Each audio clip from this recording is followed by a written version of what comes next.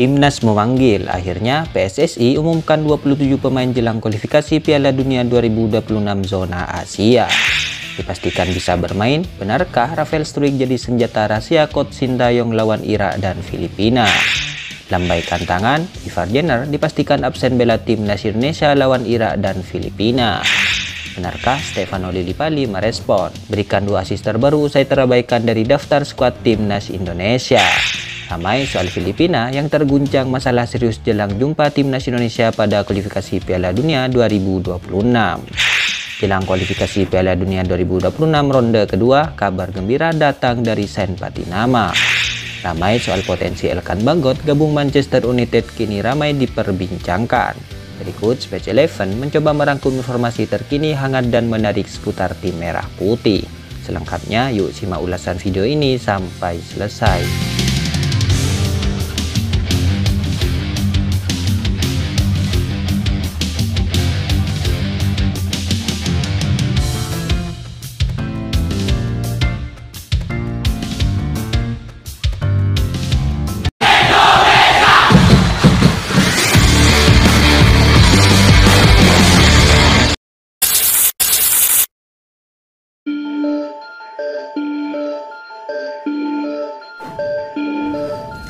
Kabar pertama datang dari 27 pemain yang telah resmi diumumkan oleh PSSI. Ada 4 pemain yang comeback ke timnas Indonesia dalam pemanggilan untuk laga lawan Irak dan Filipina pada kualifikasi Piala Dunia 2026 ronde kedua. Diketahui timnas Indonesia telah mengumumkan 27 nama pemain untuk melawan Irak dan Filipina. Sejumlah perubahan kembali dilakukan oleh coach Sintayong dalam pemanggilan ini, termasuk ada 4 nama baru dalam daftar 27 pemain yang sudah diumumkan. Akan tetapi seluruh nama tersebut sebenarnya sudah pernah dipanggil timnas Indonesia sebelumnya. Kesempatan kali ini merupakan comeback dari para pemain tersebut. Mereka adalah Muhammad Riyandi, Andi Setio, Adam Alis, dan Yaakob Sayuri. Muhammad Riyandi comeback setelah hampir setahun absen karena cedera ACL. Andi Setio yang dipanggil pada FMD September 2023 lalu juga kembali karena penyesuaian beberapa pemain yang cedera. Begitu juga Adam Alis, keduanya merupakan pengganti 2 pemain abroad yang cedera. Yaakob Sayuri juga comeback setelah terakhir kali dipanggil kala timnas Indonesia melawan Argentina Juni 2023 lalu. Sementara Fahrudin Arianto harus tersingkirkan karena Jordi Amat yang di FGD Oktober tak dipanggil dan kini sudah sembuh dari cederanya. Pemanggilan pemain ini disebut seperti tidak sesuai dengan performa para pemain di Liga 1 2023-2024. Lihat situasi di kompetisi. Pemain yang akan kami panggil apakah dalam kondisi baik atau tidak, kata asisten pelatih Nova Arianto. Yang tampil maksimal dalam kompetisi akan menjadi penilaian dari tim pelatih. Dan faktanya Muhammad Riyandi selalu kebobolan dari 6 laga terakhir di Persis Solo. Lalu Adam Alis hanya mencetak 1 assist dalam 5 laga terakhir. Andi Setio tak pernah membawa menang Persikabo di 3 laga terakhir dan kebobolan 6 gol. Sedangkan Yaakob Sayuri tidak pernah bermain dalam 7 laga terakhir bersama PSM Makassar. Sementara itu tidak ada nama Stefano Lillipali yang digadang-gadang bakal dipanggil. Performa winger Borneo FC saat ini sedang moncer karena telah mencetak 9 gol dan 8 assist di Liga 1.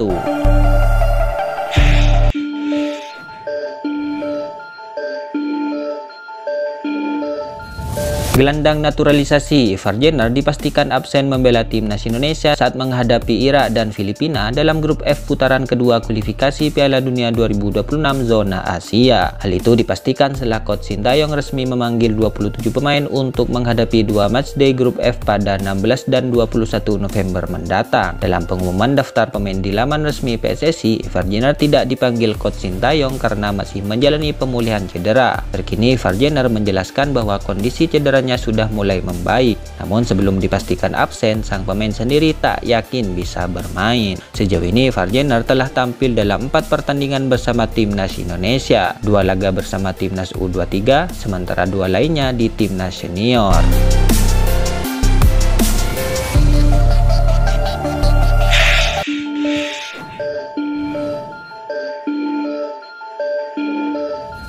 Kabar selanjutnya datang dari Rafael Struijk. Rafael digabarkan sudah sembuh dan bermain bagi ADO Den Haag, dan kini sudah siap tampil buat timnas Indonesia melawan Irak. 1 menit berharga Rafael Struijk di Piala FA Belanda bisa berbuah 90 menit bagi timnas Indonesia. Begitulah kira-kira untuk pemain yang satu ini. Ya, kabar pulihnya Rafael Struijk disambut gembira oleh fans tanah air, mengingat dirinya disebut-sebut striker utama pilihan coach Sintayong. Penyerang berusia 20 tahun itu tampil sebentar saat ADO Den Haag menyingkirkan lawannya pada putaran pertama KNVB Beker, Rabu 31 Oktober malam kemarin. Dalam laga itu, Rafael Struijk hanya bermain selama 1 menit. Hal tersebut juga cukup untuk memperlihatkan dirinya sudah pulih dan siap berlaga di pertandingan selanjutnya.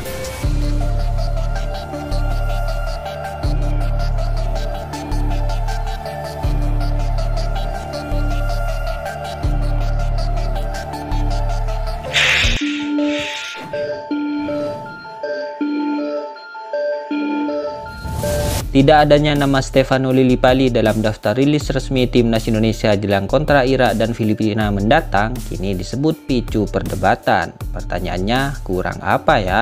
Ya, diketahui dari 27 nama pemain yang dipanggil, Coach Sintayong memilih 9 pemain lokal dan 8 punggawa yang merumput di luar negeri. Dalam daftar itu kebanyakan adalah pemain langganan timnas Indonesia. Ramainya, tak ada nama Stefano Lillipali yang tengah tampil gacor di BRI Liga 1 bersama Borneo FC.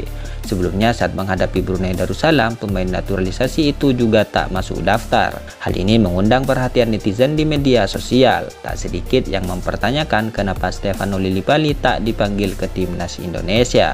Lillipali masih nggak kepanggil kah? Kurang apa lagi ya? Doi di liga top-topnya padahal, kata salah satu warganet. Namun tak sedikit pula netizen yang berada di pihak Coach Sintayong. Menurut mereka, Stefano Lillipali tak dipanggil memang karena tak sesuai dengan game plan sang pelatih. Nggak usah diributkan, pelatih punya selera pemain yang dibutuhkan sesuai skema. Contoh Giroud pas di Piala Dunia, sahut netizen lain.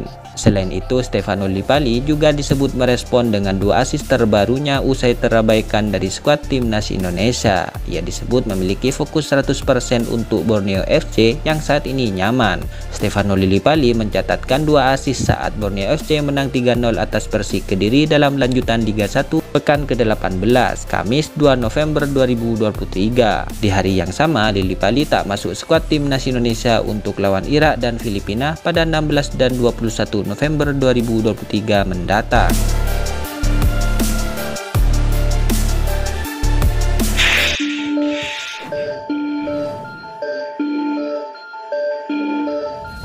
Kabar lainnya datang dari timnas Filipina yang mendapat masalah serius jelang jumpa timnas Indonesia pada kualifikasi Piala Dunia 2026. Seperti yang diketahui, Filipina bakal memulai putaran kedua kualifikasi Piala Dunia 2026 bulan November ini. Berdasarkan jadwal resmi, Filipina bakal melakoni 2 laga kandang bulan ini. 2 laga tersebut terjadi pada 16 dan 21 November saat jumpa Vietnam dan timnas Indonesia. Meski begitu, Filipina mengalami persoalan serius jelang 2 laga kandang bulan ini. Filipina mengalami krisis dukungan dari supporter sendiri.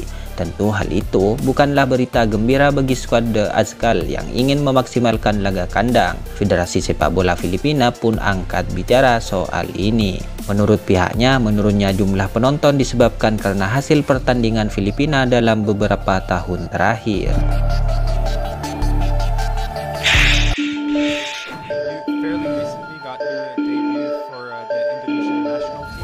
Kabar mengejutkan juga datang dari pemain keturunan timnas Indonesia. Bek timnas Indonesia, Sen Patinama, tak lama lagi akan berganti klub. Sen Patinama dikabarkan tak akan memperpanjang kontrak bersama Viking FK dan akan hengkang ke klub lainnya. Sen Patinama sudah setuju untuk meninggalkan Viking FK saat kontraknya berakhir pada 31 Desember 2023. Itu artinya ada 4 laga lagi yang bisa dimainkan Patinama bersama Viking FK pada Liga Norwegia musim ini. Viking FK sebenarnya ingin memberikan Sen Patinama perpanjangan kontrak. Namun sang pemain disebut telah menerima tawaran dari klub luar Norwegia yang disebut siap memberikan kenaikan gaji 2 kali lipat. Situasi itu membuat Viking FK tak bisa berbuat banyak.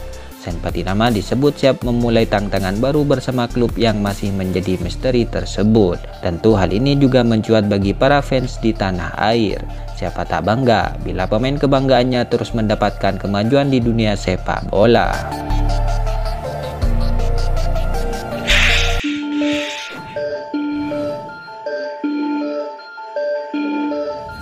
Kabar hangat-hangatnya datang dari pemain belakang tim Merah Putih yaitu Elkan Bagot. Elkan yang disebut-sebut berpotensi gabung bersama Manchester United.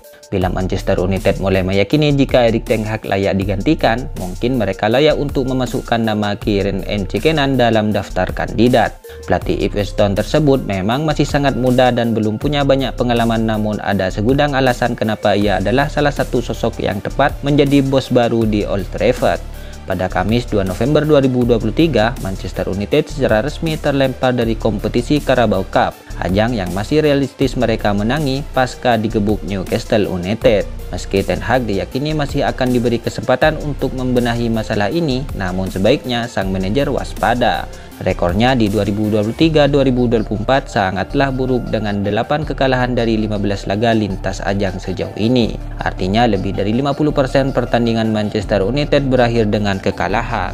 Andai menjadi manajer baru adalah langkah yang akan diambil oleh manajemen, McKinnon boleh dipertimbangkan oleh mereka untuk menggantikan Ten Hag. Kenapa? Berikut ulasannya. Pertama, McKinnon kenal Manchester United. Kieran McKinnon bukan sosok asing bagi Manchester United. Sebelum menukangi Ipswich Town di kasta bawah Liga Inggris, ia pernah mengabdi untuk Setan Merah dengan berbagai peran dalam periode 2016-2021. Ia memulai dari posisi pemandu bakat selama yang dirangkap juga dengan melatih tim U18. Namanya semakin dikenal ketika ditunjuk oleh Jose Mourinho untuk menjadi salah satu asisten manajer sejak Juli 2018.